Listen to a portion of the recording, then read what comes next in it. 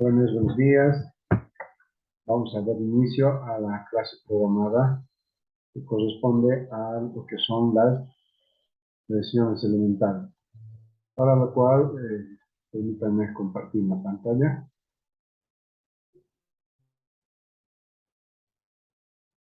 Ahí está.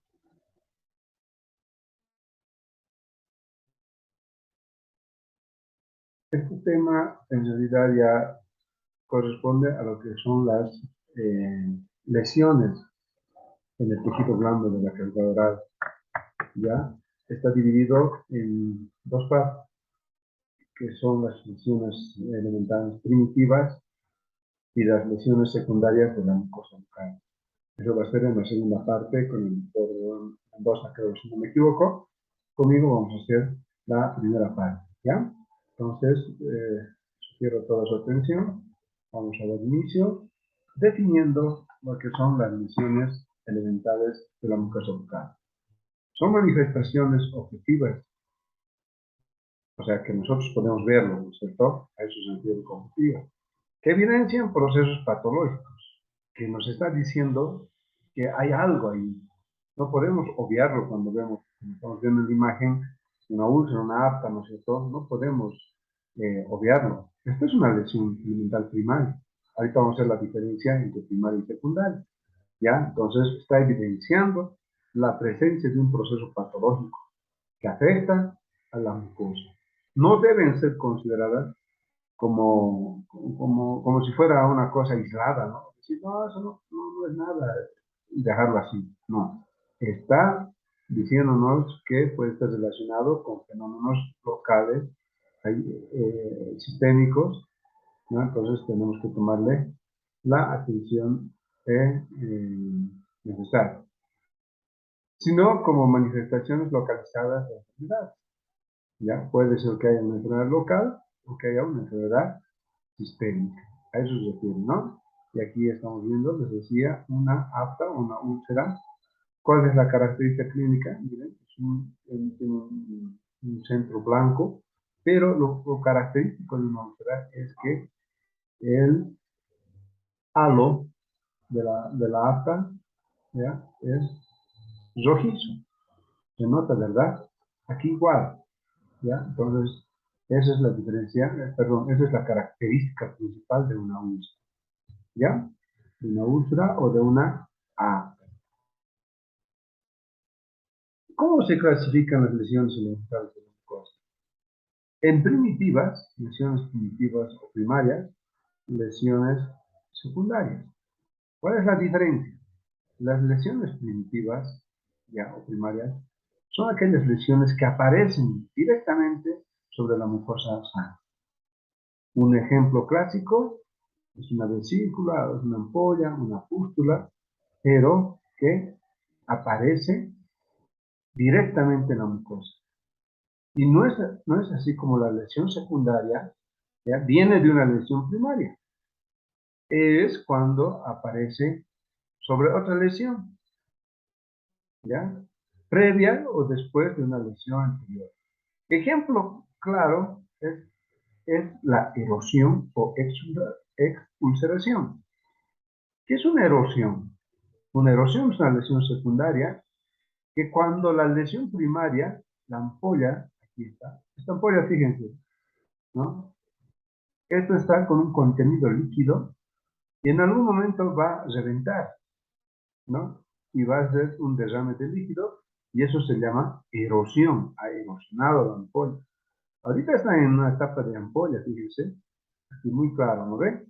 Pero cuando revienta esto, se vuelve en una erosión, o como estamos viendo aquí, estas ampollas que han reventado, han erosionado, se llaman expulseración. Entonces, vamos a aclarar que la lesión secundaria viene de la primaria, ¿ya? Es consecuencia de una lesión primaria. Es cuando aparece sobre otra lesión previa, ¿no? O después de una lesión anterior. Y el ejemplo más clásico es la erosión o la expulseración, ¿no?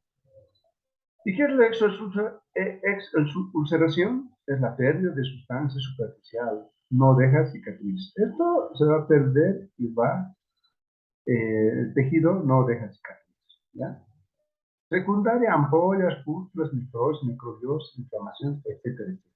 Tiene que ser, para que sea una lesión secundaria, tiene que ser una lesión previa a otra lesión, a una lesión primaria, ¿ya?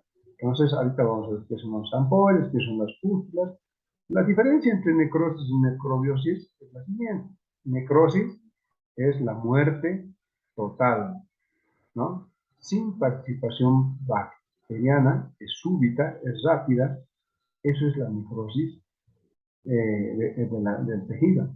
En cambio, la necrobiosis también es la muerte celular, pero es de manera parcial, es lenta, es con participación bacteriana, ¿ya? Entonces, hay células vivas y hay células muertas. En cambio que aquí en la necrosis total, el tejido se muere totalmente, ¿no? Aquí, un ejemplo clásico, por ejemplo, en una gingivitis, ¿no?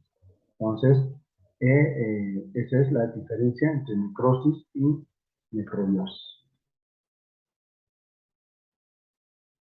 La primera manifestación de las lesiones primitivas es la mancha, ¿ya? Aquí estamos viendo en la imagen. ¿Qué es una mancha? Es un cambio, es todo cambio de coloración de la mucosa que no hace relieve. Miren, mancha, mancha, mancha en toda la mucosa y blanca, ¿no? Entonces es un cambio de coloración, pero que no hace relieve, porque también hay cambios de coloraciones con relieve, ¿no? Entonces, la primera manifestación son las manchas pigmentadas, por pigmento hemático, o puede ser por pigmento melánico.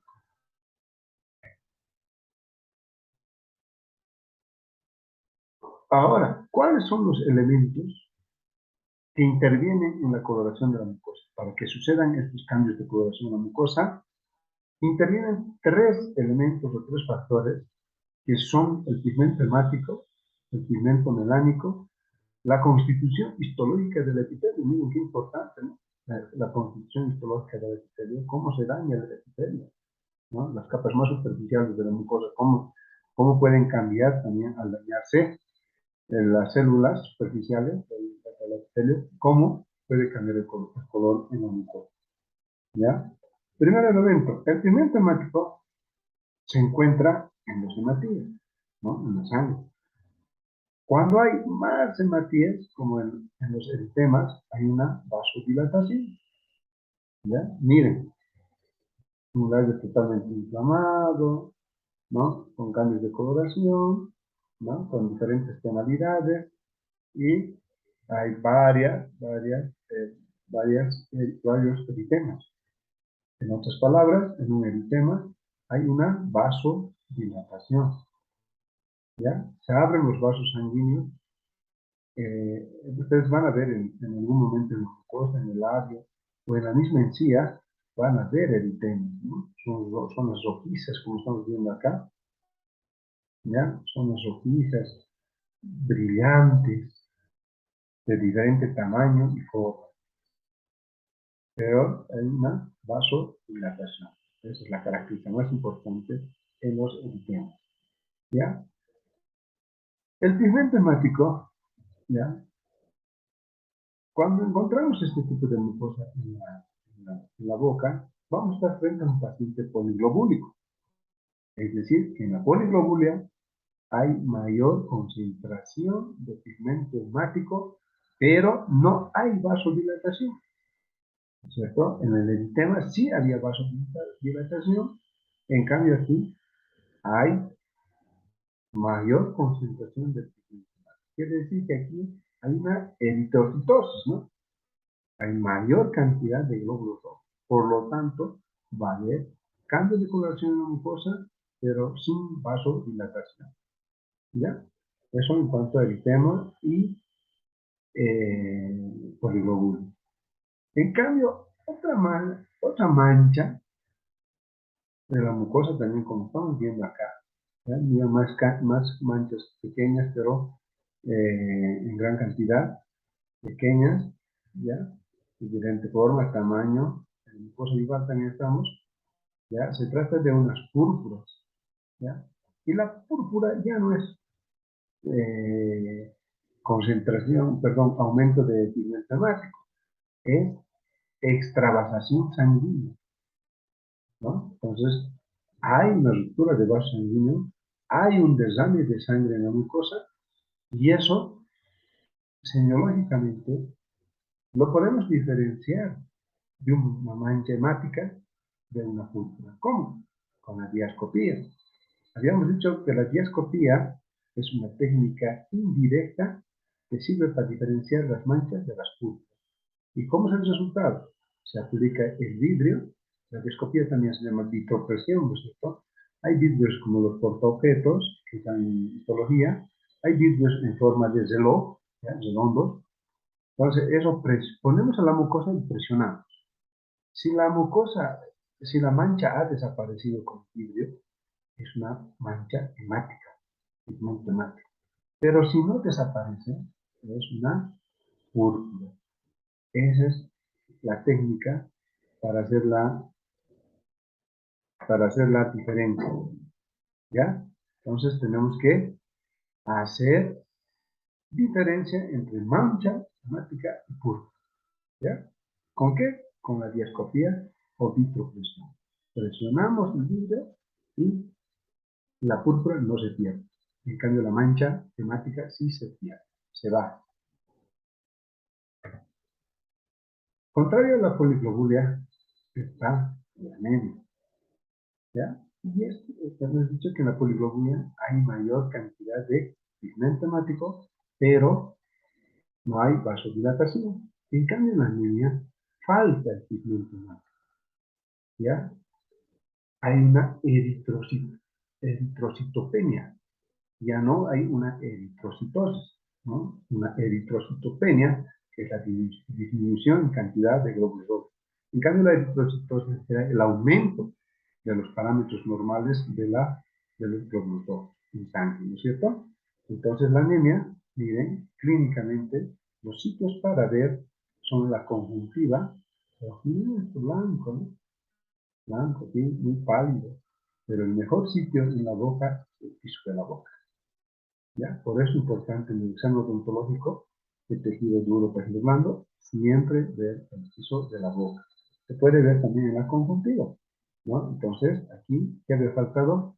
Pigmento hemático, ¿ya? La mucosa se ve pálida, ¿no? Se ve pálida, ¿no? Totalmente blanca. Contrario a la poliglobulia, ¿no? Miren esta lengua, muy contrario a la anterior imagen que habíamos visto de poliglobulia, ¿no? Estas son las diferencias de lo que nos podemos encontrar con estas lesiones primitivas, ¿no? Ahora, el segundo elemento que interviene en el cambio de coloración de la mucosa es el pigmento melánico, ¿ya? Se encuentra en la capa basal del epitelio. Cuando se aumenta la melanina, produce manchas hipercrómicas, ¿ya? Como estamos viendo aquí, ¿no? Miren, cuando se aumenta la melanina, se observan manchas hipercrómicas. Cuando disminuye, produce manchas hipocrómicas, la que está de blanco, ¿no? Esto es una hipocromía. Y el ejemplo más clásico de esto, ¿ya? Es el vitíligo, ¿no? Esto es un vitíligo, por donde ustedes ven, ¿no? Hay manchas hipercrómicas y las manchas hipocrómicas, ¿no? Todo depende de pigmento melánico, que se encuentra en la capa basal de. Y los melanocitos son, ¿no?, los que producen melanina, ¿no es cierto? Eso ya saben por histología. Aquí, estas manchas melánicas, estamos viendo tanto en la mucosa igual como en el encía. Esto es melanina, ¿no? Pigmento melánico, ¿no? Y en esta imagen estamos viendo una despigmentación, ¿no? Se puede aclarar esto, ¿no? Es una intervención quirúrgica, todos los periodoncistas, ¿no?, hacen esto, y pueden hacer una despigmentación, como estamos viendo acá, ¿no? Es muy bonita esta cirugía estética. Ahora, el tercer elemento, le hemos dicho que es la constricción histológica del epitelio. El epitelio de la boca, con excepción de algunas zonas y el paladar duro, no son queratinizado. ¿Ya? En el paladar duro sí existe un epitelio ortoqueratinizado y en las encías que son paraqueratinizados. Epitelio plano estratificado paraqueratinizado. ¿No es cierto? Entonces, encías y paladar duro podemos encontrar algo de epitelio queratinizado. Cuando se queratinizan las mucosas, ¿ya? Son blancos. Este es un líquen, ¿ya? Un líquen plano. Es una leucoplasia. Fíjense, a manera de plaquetas, ¿no? Y esto, mira, parece una rama de un árbol, ¿no? Entonces son imágenes arborizadas, ¿sí? Ese es un líquen plano. Entonces, cuando se queratinizan las mucosas, son blancos, como en la leucoplasia, que hemos visto acá, ¿no? Y el líquen plano, que es infección por hongo, y la línea de Valiña, ¿no? Que es una línea blanca aquí, traumatizada por la masticación, sobre todo en los sujetos por, ¿no? Entonces, no se van a olvidar que el tercer elemento es la constitución histológica del epitelio, cómo se afecta el epitelio. Y aquí estamos viendo, relacionado al pigmento melánico, ¿no? Este es un tipo de cáncer melánico, un melanoma. Miren, miren, melanoma, ¿no? Cáncer. Podría haber sido, ¿no? Que empiece de un nevo, de un lunar, ¿no? Estos son nevos melanocíticos, ¿ya? Pueden ser precursores de un melanoma, ¿no? Entonces, miren, de este punto puede convertirse en un cáncer, ¿no es cierto? Entonces, hay que tener mucho cuidado cuando hacemos el examen odontológico y no decir no es nada. No, eso es una manchita cualquiera y no es nada.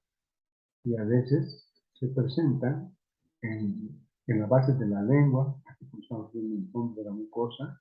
Por eso es bien importante analizar el tejido blando de la mucosa, ¿no? A veces nos dedicamos al diente y nos olvidamos del entorno de la cavidad oral. Pues todo tenemos que, y no tenemos que decir, ah, no es nada, esa mancha se va a perder. No es así, ¿no? Estas son manifestaciones, miren, las manchas de toda variedad, de todo color, como también mucosa yugal, encía, miren, ¿no? ¿Pero qué es?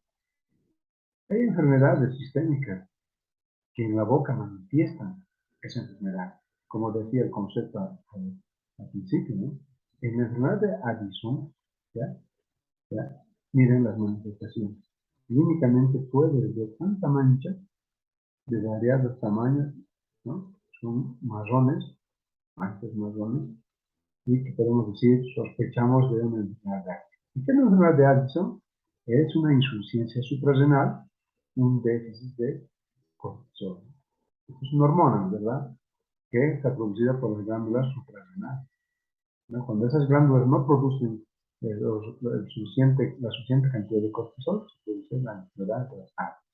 Son manifestaciones en la boca, pigmentaciones en la mucosa yugal, paladar y la lengua, ¿no? Miren, puede ser una mucosa en paladar, en la mucosa yugal, como en este caso, en el paladar duro y la lengua, ¿no? Son manchas de tamaño variable, forma irregular, lisas y lisas, ¿no? No son rugosas. Ya. Se presenta en pacientes con tratamiento de corticoides. Mucho cuidado con los corticoides, ¿no? Con el síndrome iatrogénico de Cushing. Pueden producir muchas cosas los corticoides, hay que manejarlos con mucho cuidado, ¿no? Entonces, cuando estos pacientes reciben tratamiento con corticoides, ¿ya? Se inmunosuprimen y pueden presentar cándida, infección por hongos y otras enfermedades, ¿no? Retraso en la erupción viral. Esa es la enfermedad de Addison, ¿ya? Ahora vamos a ver otras lesiones primitivas como son las lesiones a contenido líquido, porque también hay a contenido sólido. Dentro de las lesiones a contenido líquido, ya, están las ampollas, las vesículas y las pústulas. Aquí estamos viendo un ejemplo típico de una lesión ampollar vesicular que es herpes simple. ¿Sí? El herpes simple aparece con un prurito en el labio, en la lengua, en la mucosa, ¿no? Y luego con vesícula. Luego estas vesículas se juntan, forman ampollas, luego revientan, se vuelven erosiones, todo un proceso, ¿no es cierto? Entonces aquí está en la imagen, miren, aquí está este tipo de herpes, ¿no? El contenido líquido se nota, un líquido transparente, ¿no? Entonces, ¿qué son las ampollas? Son elevaciones de la mucosa circunscritas con contenido líquido dentro del epitelio o por debajo de lo que estamos viendo en la imagen, ¿no? Las ampollas y las vesículas tienen contenido seroso o hemorrágico. Puede que tenga también sangre o puede que tenga, ¿no? Contenido seroso, fuera, ¿cierto? Y las pústulas, ¿ya? Las pústulas son lesiones ampollares también, pero cuando estas ampollas se han infectado, estas ampollitas o los vesículos se han infectado y presentan pus. Inicialmente es grande, es una cavidad unilocular, es rara en la mucosa bucal, más se observa en la piel.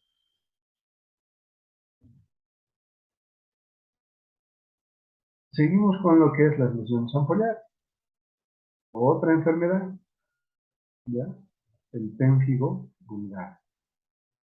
Es una enfermedad autoinmune, ampollosa, mucocutánea, de carácter crónico. ¿Ya? Tienen las ampollas, algunas rotas ya, ¿ya? Puede ser en la mucosa o en la piel. ¿Ya? Entonces, el pénfigo vulgar se caracteriza por presentar numerosas lesiones ampollares. Ya cuando no es herpes, ¿no? Tenemos que sospechar que pueda ser una enfermedad crónica, que es la enfermedad del pénfigo vulgar. El eritema polimorfo igual es una lesión del ciclo ampollar, como estamos viendo acá, ya habíamos visto esta imagen, lo recordarán, muchas ampollas rotas, vesículas, etc. ¿no? Este es un eritema muy, perdón, un eritema polimorfo, muchas formas, ¿no? Tiene diferentes formas, miren acá, ¿no? Es una enfermedad de la piel y las mucosas, que se manifiesta con lesiones eritematosas. Tenemos eritemas por todo lado, tenemos eritemas, ¿no? Con eso se manifiesta. Por eso se llama eritema polimorfo. Y de tipo vesículo ampollar. Las lesiones vesículo ampolares y erosivas, ojo, ¿no? Aquí hay las tres, hay lesiones. En un eritema polimorfo hay lesiones primitivas y lesiones secundarias. Vesículas y ampollas primitivas y las erosiones son las lesiones secundarias. Están a nivel de la cavidad oral y la piel. Pueden ser causadas por diferentes patologías. Generalmente en pacientes inmunodeprimidos, ¿no? Y aquí, esta imagen, mírenlo, es una imagen típica de pústula. ¿Ya? Es una ampolla, ¿no? Pero infectada, ¿no? Esto es una pústula. Esto es una pústula. Esto es el ejemplo clásico de, en algún momento, de las enfermedades eruptivas, en la niñez, en la adolescencia, lo hemos pasado, ¿no? Esto es lo que es la varicela. La varicela es un ejemplo típico de lesiones esquilosas.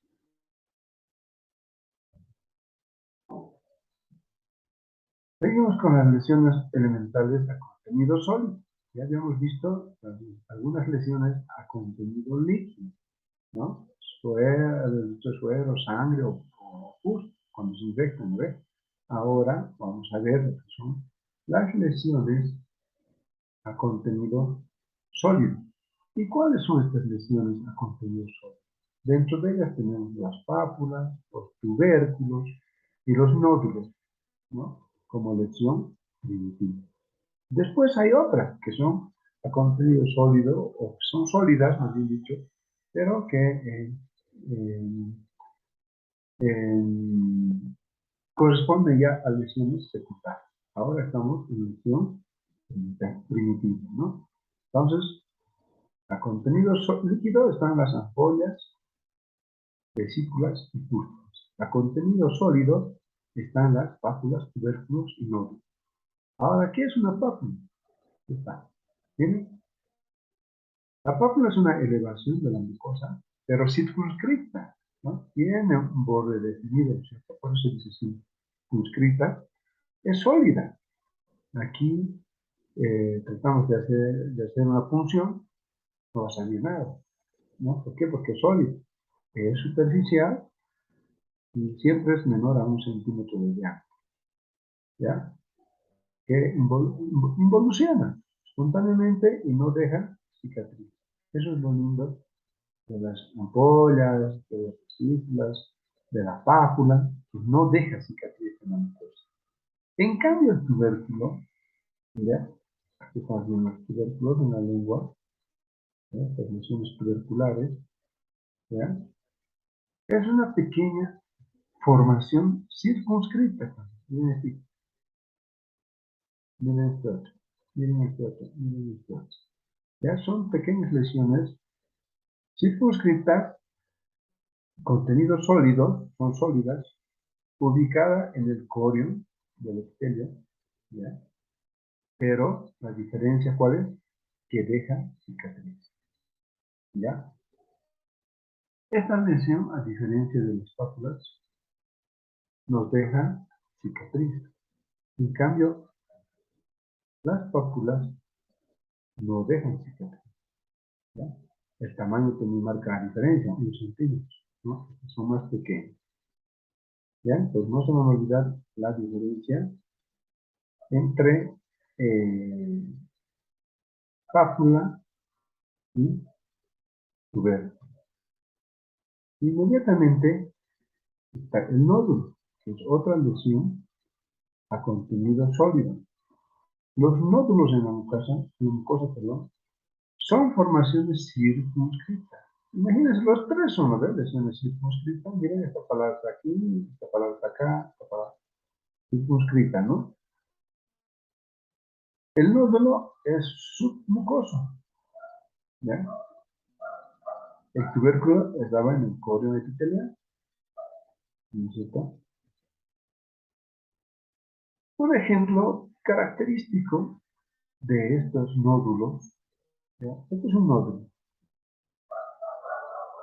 este es un nódulo, ¿ya? Es una lengua de un paciente sifilítico, ¿no? Esto es un goma, ¿ya? Es un nódulo subagudo. El goma es un nódulo subagudo, ¿ya? Así como ven, parecía que está inflado, ¿no? Eso se presenta en los pacientes con sífilis, ¿no? ¿Qué es la sífilis? Es una infección, una enfermedad de infección de transmisión sexual, ¿no? Causada por el treponema, perdón, vagino. Ese es el agente causal y así en la boca se manifiesta la sífilis, primaria, secundaria, más que todo, ¿no? Puede haber algunas otras perforaciones más que caracterizan la sífilis, ¿ya? Por eso que estas lesiones primitivas no debemos considerarlos como hechos aislados, sino que nos están diciendo que hay algo. Puede haber una enfermedad sistémica, puede haber una especie que estamos viendo, ¿no? La enfermedad de Addison que hemos visto, ¿no? El pemphigo vulgar. Entonces tenemos que relacionarlo con algo local o con algo sistémico, ¿ya? Entonces, muchas gracias por su atención. Cualquier duda, cualquier pregunta que ustedes tengan, me hacen vía inbox. Que tengan buenas tardes y será hasta la otra oportunidad.